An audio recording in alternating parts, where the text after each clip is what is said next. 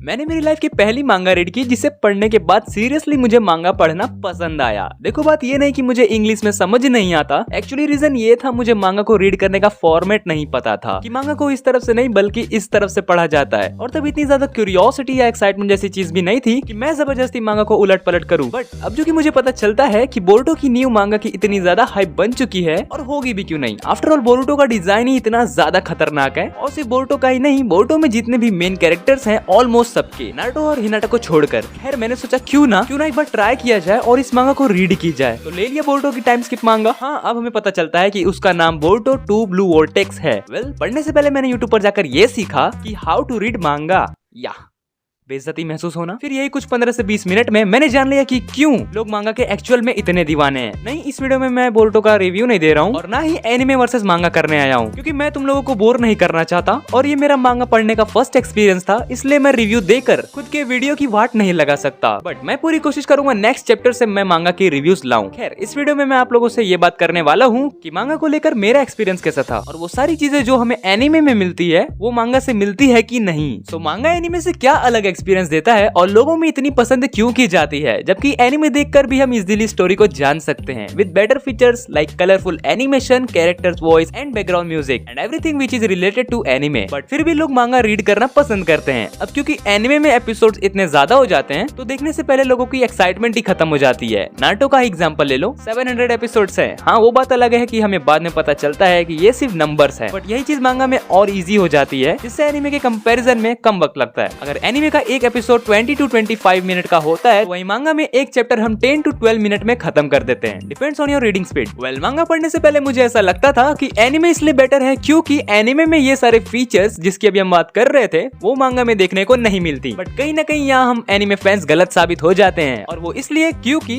Actual में मांगा हमें वो सारी वाइब्स देता है। हाँ, उस हद तक तो नहीं, बट फिर भी ये चीजें महसूस होती हैं, वो भी बिना किसी डाउट के, जो कि सेटिस्फाइड लगता है बिकॉज मांगा हम रीड करते हैं विद द पिक्चर्स। अब तुम्हें एक फैक्ट बताता हूँ, जब हम किसी के मैसेजेस या टेक्स्ट को रीड करते हैं तो हमारे सबकॉन्शियस में उनकी वॉइस एंड टोन समझ में आने लगती है। ट्राई करना कभी। खैर मांगा पढ़ते वक्त मैंने एक चीज नोटिस किया कि किसी भी बुक में कैरेक्टर्स और उनके फेशियल एक्सप्रेशंस हमें चीजों को बेहतर तरीके से समझाता है। आई नो ये कोई ज्यादा लॉजिक लगाने वाली चीज नहीं है, बट पूरी मांगा इसी तरह से बनाई जाती है। तो हाँ, ये एक इम्पोर्टेंट चीज है जो कि मांगा में भर भर के होती है। अब क्योंकि वो मांगा है तो ऑब्वियस है। देखो कहने का मतलब ये है कि यही वो चीज है जो मांगा में बैकग्राउंड म्यूजिक की कमी को पूरी करता है। और ऐसा नहीं था कि सिर्फ कन्वर्सेशन के वक्त ही ये चीज समझ में आती थी, बल्कि फाइट सीन्स को भी काफी अच्छी तरह बनाई गई है। अब जो कि फाइट सीन्स में ज्यादा बातचीत नहीं होती, तो वहाँ उन्होंने इमोशंस को एक्सप्रेशंस के थ्रू और बैकग्राउंड में चीजों को वर्ड्स के थ्रू हैंडल किया है, जैसे कि third, squish, flip for the flips वगैरह ड्यूरिंग द फाइट्स, और ये भी। और ये जो वर्ड्स के थ्रू बैकग्राउंड सिचुएशंस को शो करा जा रहा है, सिर्फ फाइट सीन्स में ही नहीं, नॉर्मल सिचुएशंस में भी काम आ जाते हैं, जैसे कि walking step, door opening etcetera etcetera.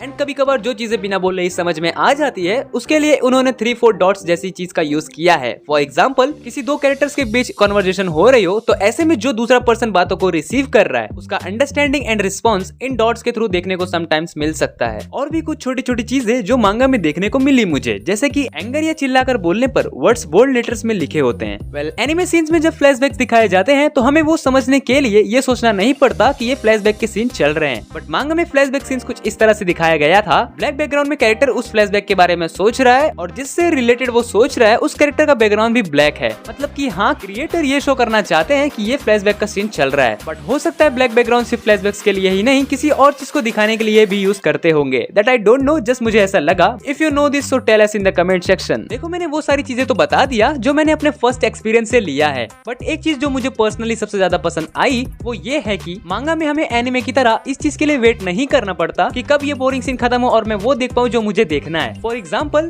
चोनिन exams वाले साकुरा वर्सेस इनो की fight, literally most boring episode in the whole series. खैर अब जो कि मांगा की इतनी तारीफ कर दी है मैंने, तो इसका मतलब ये नहीं कि मैं मांगा को एनिमे से ऊपर बता रहा हूँ, और ना ही इसका मतलब ये है कि मैं एनिमे को मांगा से ऊपर बता रहा हूँ। देखो ये दोनों ही इक्वल हैं, अगर हर कोई इस पॉइंट ऑफ व्यू से देखे तो।